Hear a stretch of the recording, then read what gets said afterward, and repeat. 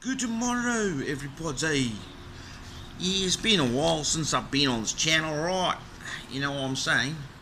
Uh, Excuse me, damn dogs are gonna cause shit again.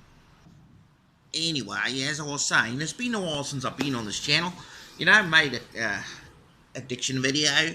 So it's Addiction of Days Part 28, and it's 11th of December. Nice sunny day here in Paris, sunny South Africa.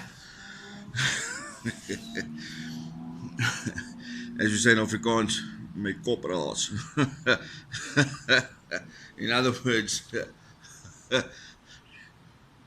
cuckoo, cuckoo. So yeah, it's been a while since I made a video on addiction that I posted on YouTube. Um, so let's just get into it quickly, and then do what I want to talk about today. All right, so it's 11th of December, as I said. Addiction of Days Part 28, and please remember, I am not affiliated with AAs, the NAs, all those. Okay, as they are not affiliated with me, but I do use their literature, as I find the literature is very good. Right, so let's get into today's reading from just for today. Right, so it is Misery is Optional, December the 11th. No one is forcing us to give up our misery. Basic text, page 29. Right, it's funny to remember how reluctant we once were to surrender to recovery.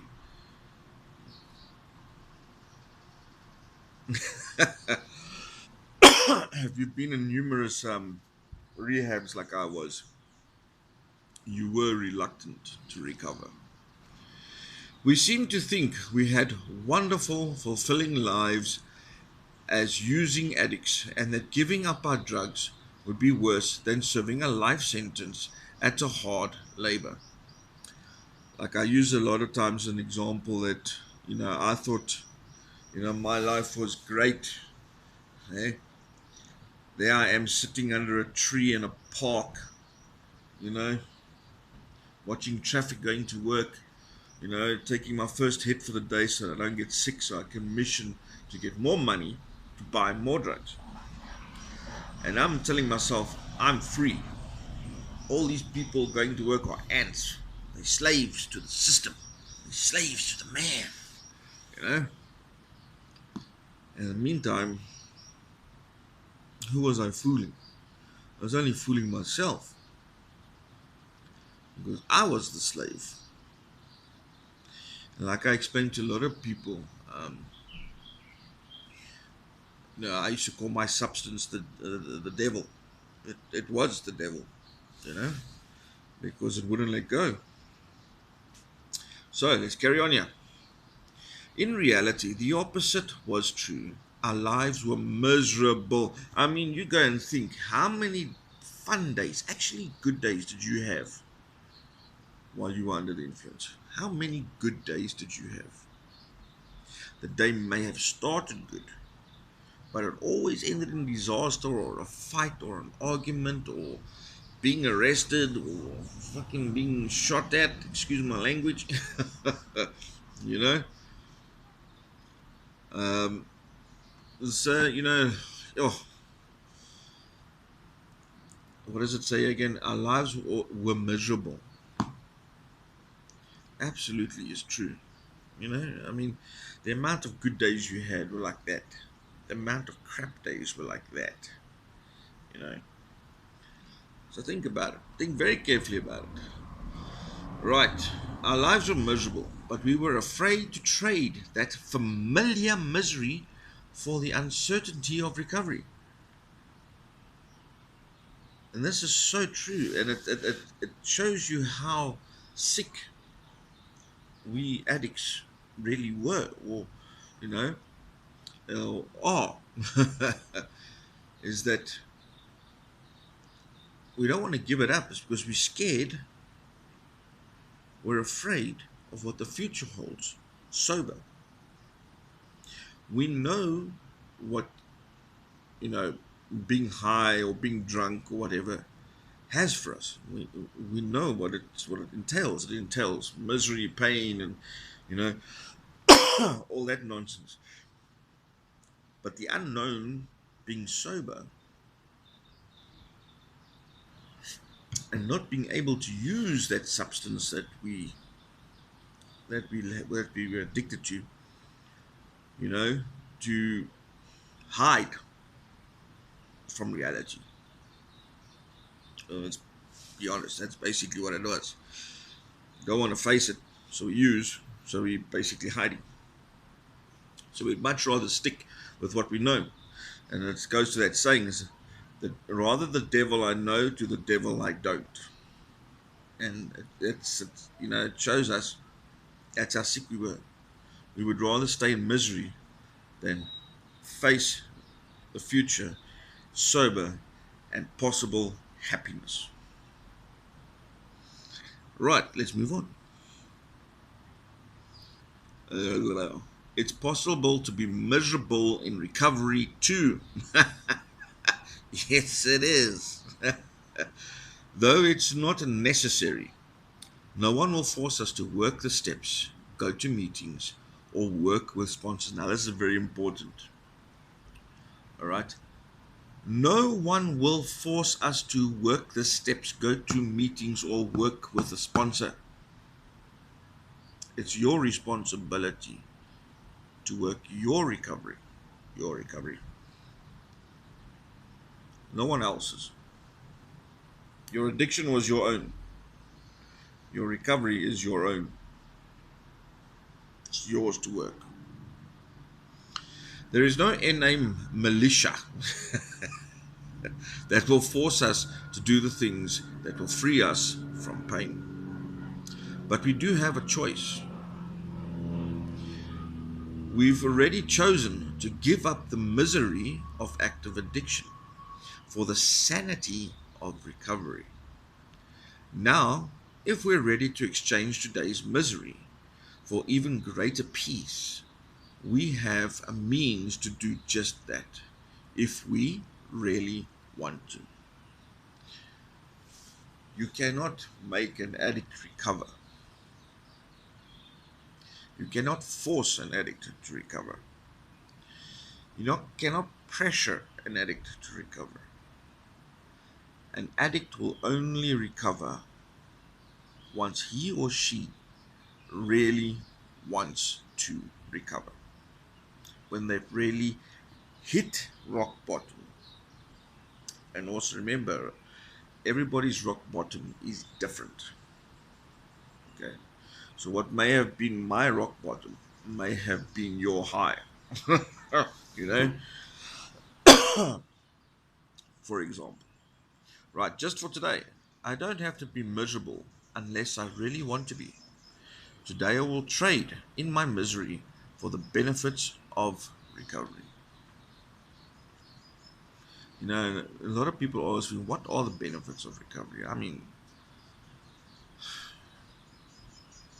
there's so many benefits. I mean, you start getting your family back. You start getting those friends that you've lost down the line. You start making better friends, other than your using buddies. Family to me is very important. You start getting those family members back. And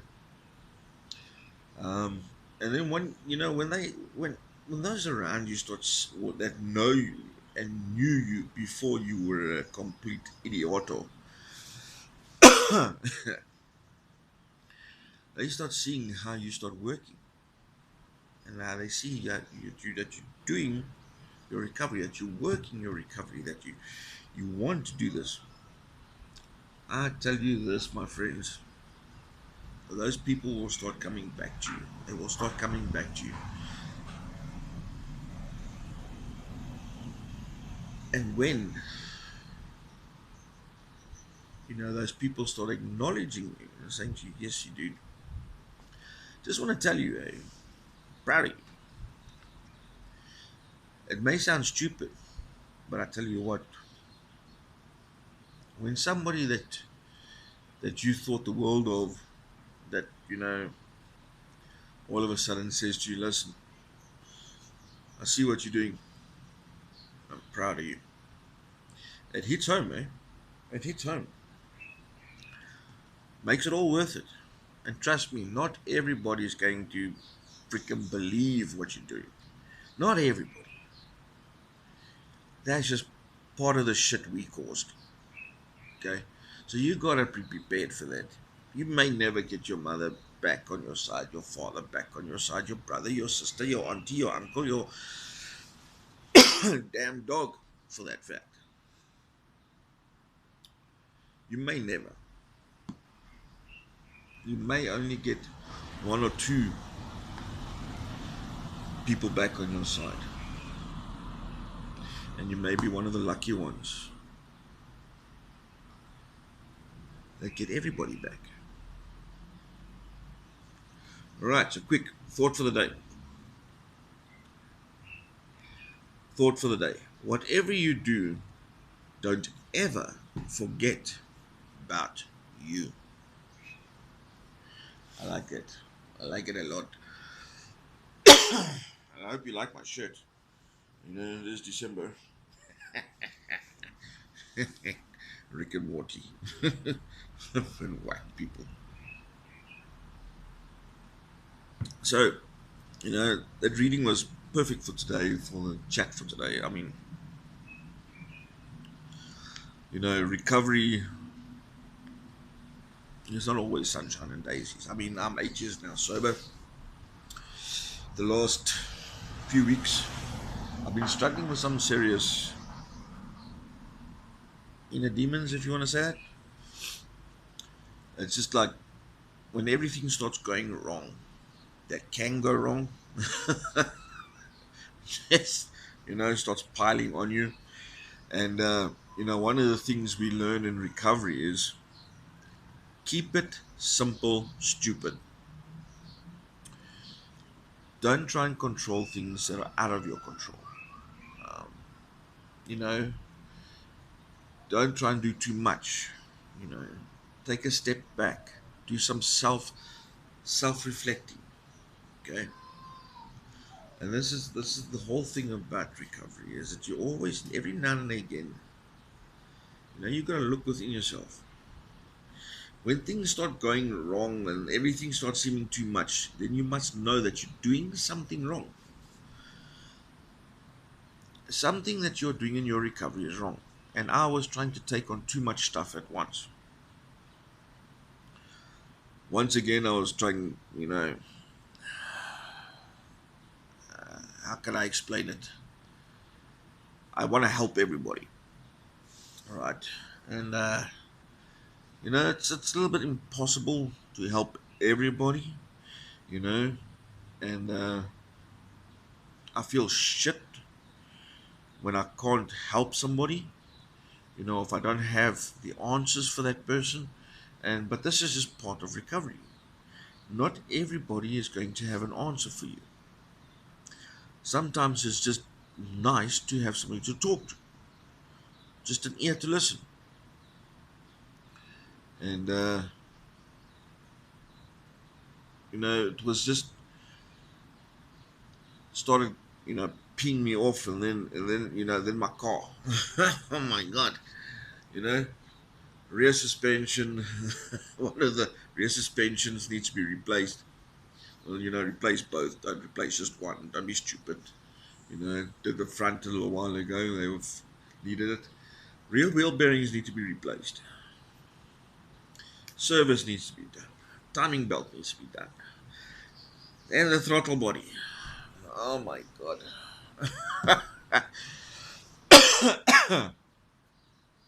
So then I started getting under this now, you know, and you know, I've been unemployed now for how many months now because of this damn coronavirus. You know, it's not like I haven't been to interviews. That was getting to me as well. You go for interview after interview after interview, and nobody gets back to you. You know, it starts weighing on you. And the worst was the throttle body for the damn car. VW itself wanted to charge 11 grand for the throttle body. So then I phoned, what's it, Goldwagen.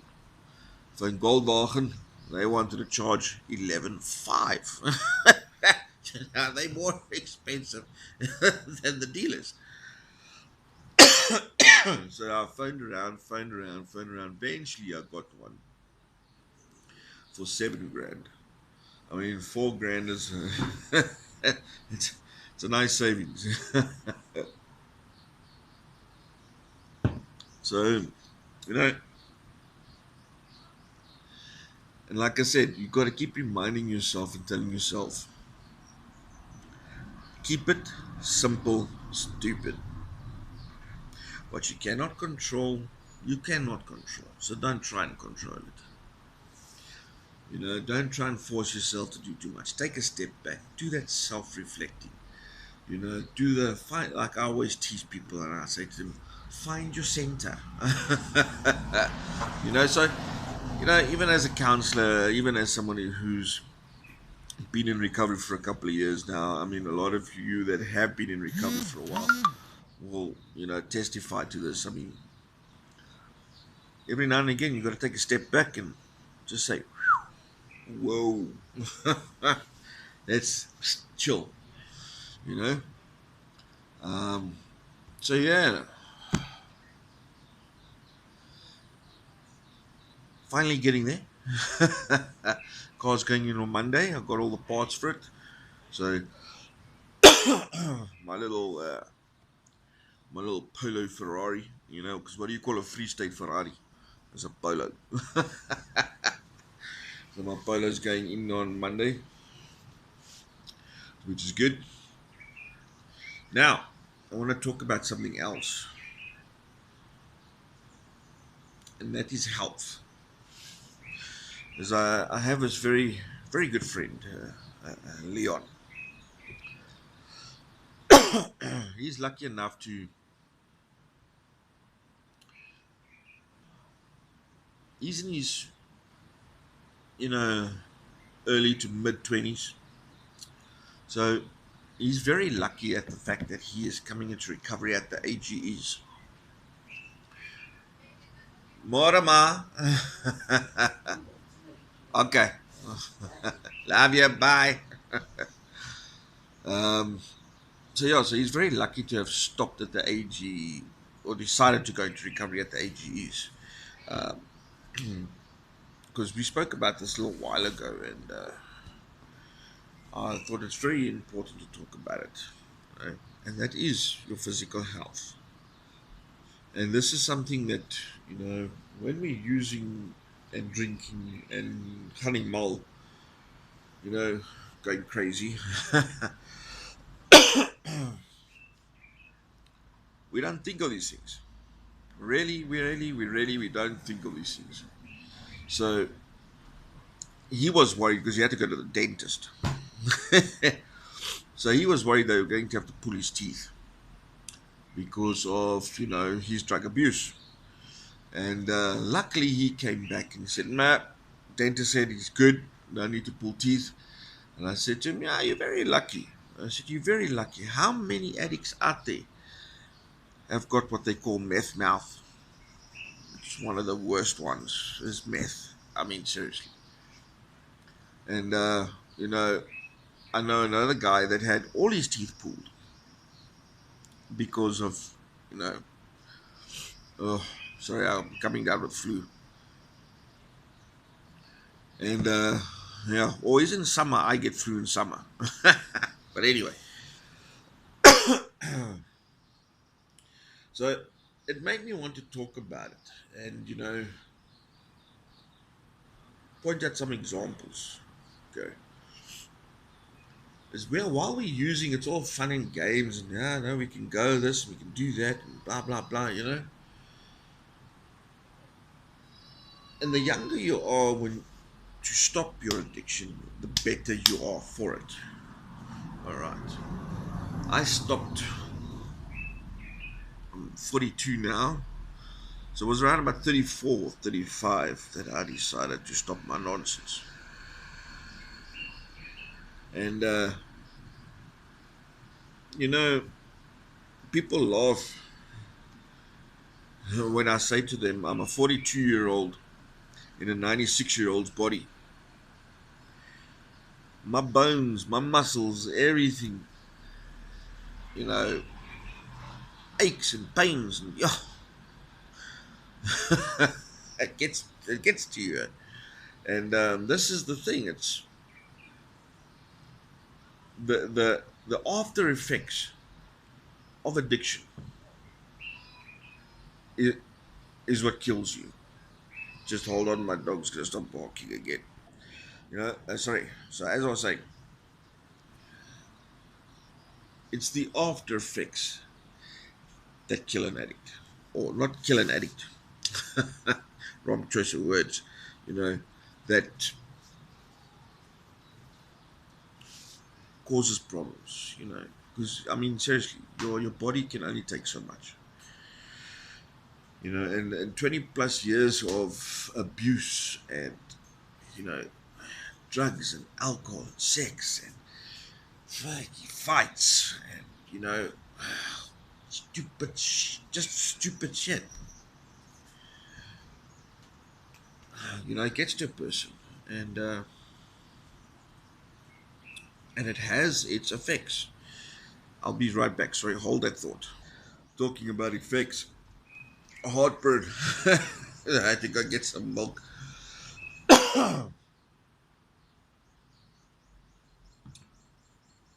Right, so long-term effects. For example, I mean, I can only speak for myself, so I can tell you what I sit with currently today. You know, because of my usage. Hey, come on, come play.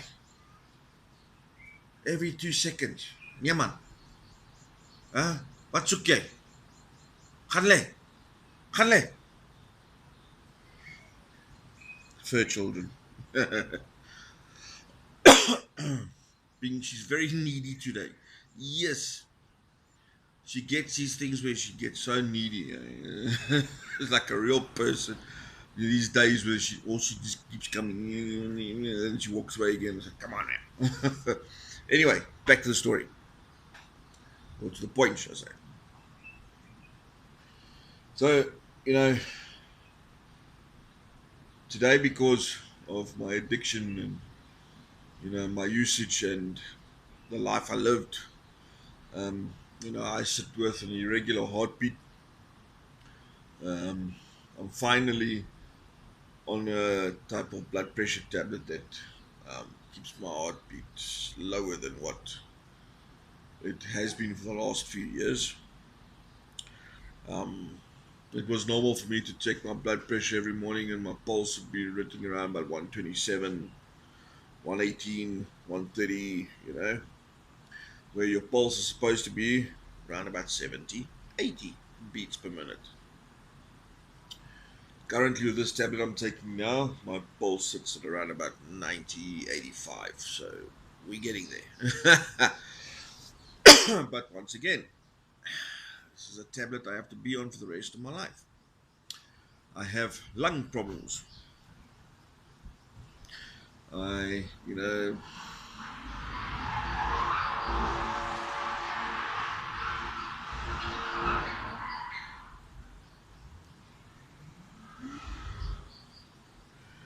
jackasses, always BMW drivers, eh?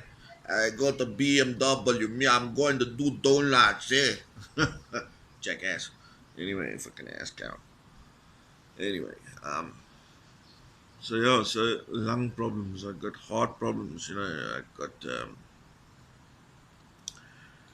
high blood pressure. I mean, you know, like I said, my joints and my body. Yes, for me to bend down to get stuff at the bottom of the cupboard, to get back up again. Oh my god, my knees. you know, my back is finished. My knees are finished. You know, I got some weird person talking to my dogs.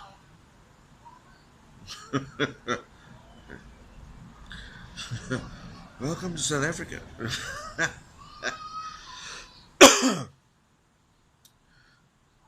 Where was I? Back problems. Oh, so you know the thing is, and I'm diabetic now because of it as well. Go figure. You know, I gotta take a tablet and I gotta inject myself. What's it? Glucophage. Glucophage. You know, and that's the funny thing about glucophage. Glucophage can give you a false positive reading on a drug test. Now you work for a rehab. Now all rehabs, the staff get tested every now and again. Okay, that's just one of those things. And and then your boss looks at you and he goes, "You're positive, huh?" And you, aye, aye, aye.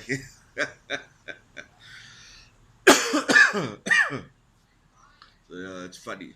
I'm not gonna tell you what it tests positive for, but anyway.